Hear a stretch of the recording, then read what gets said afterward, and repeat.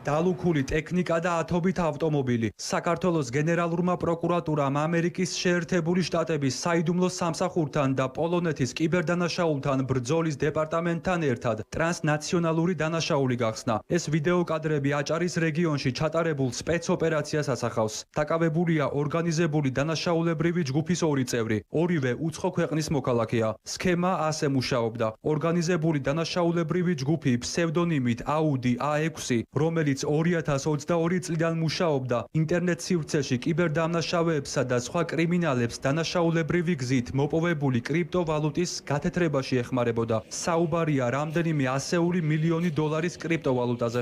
აღნიშნულ სისხლის სამართლის საქმეზე სხვადასხვა ქვეყნებში მიმდინარე გამოძიებებით დადგენილია, რომ ორგანიზებული დანაშაულებრივი ჯგუფი ფსევდონიმით აუდი A6, რომელიც 2022 წლიდან ფუნქციონირებდა ინტერნეტ სივრცეში კიბერდანაშაულების და სხვა კრიმინალებისთვის უზრუნველყოფდა დანაშაულებრივი გზით მოპოვებული კრიპტოვალუტის გათეთრას, დანაშაულის კვალის სამართალდამცავებისაგან დაფარვას, რაშიც იღებდა სოლიდურ სარგებელს. 2022-2025 წლებში უკანონო საქმიანობის ფარგლებში აუდი A6-ის წევრების მიერ გათეთრებულია რამდენიმე ასეული ამერიკული დოლარის ღირებულების კრიპტოვალუტა. 10 ივნისს ჩატარებული სპეცოპერაციის დროს დაკავებულები სავარაუდოდ ადმინისტრატორები არიან. ოპერაციას წინ პოლონეთში საქმის ერთ-ერთი თანამონაწილის დაკავება უძღოდა. სავარაუდოდ ვებგვერდის უკან მდგომი დანაშაულებრივი ჯგუფი ასევე მართავდა ცალკეულ კიბერდანაშაულებრივ ფორუმს სახელწოდებით Dark Web, რომელიც არალეგალური მომსახურების რეკლამებისა და მთელს მსოფლიოში კიბერდანაშაულებრივი აქტორების ერთმანეთთან დასაკავშირებელ პლატფორმას წარმოადგენდა.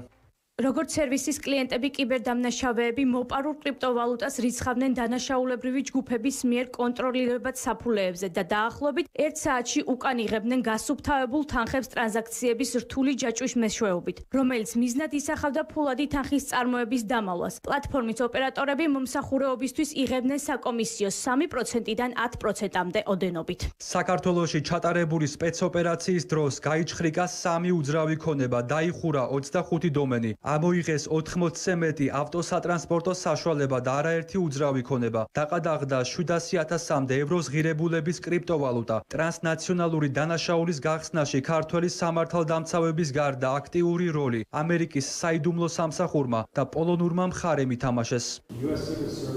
ამ ორგანიზაციების გამოვლენის მათი საქმიანობისთვის ხელის შეშლისა და დაშლისთვის საჭიროა საერთაშორისო პარტნიორი სამართალდამცავი ორგანოების მულტინაციონალური ძალისხმევა. ამერიკის შეერთებული შტატების საიდუმლო სამსახურსა და ჩვენს ქართულ პარტნიორებთან მჭიდრო თანამშრომლობა წარმოადგენს შესანიშნავ მაგალითს, რომ ამგვარი თანამშრომლობით შეიძლება მიღწეულ იქნას რეალური შედეგი. უღრმეს მადლობას ვუხდით ამ პროცესში ჩართულ ყველა პირს თავიანთი საქმიანობის გამო. სპეცოპერაციის ჩატარებას წინ ევროჯასტში გამართული რამდენიმე საკოორდინაციო შეხვედრა უძღოდა. ევროკავშირის სააგენტომ, რომელიც სხვადასხვა ქვეყნის პროკურატურას ერთობლივ მუშაობაში ეხმარება, სამართალდამცველ ორგანოებს სხვადასხვა რეკომენდაცია მისცა. საქმეში ჩართული პოლონური და ამერიკული მხარეები აცხადებენ, რომ ეფექტური შედეგის მიღწევა შესაძლებელი სწორედ ერთობლივი მუშაობის შედეგად გახდა.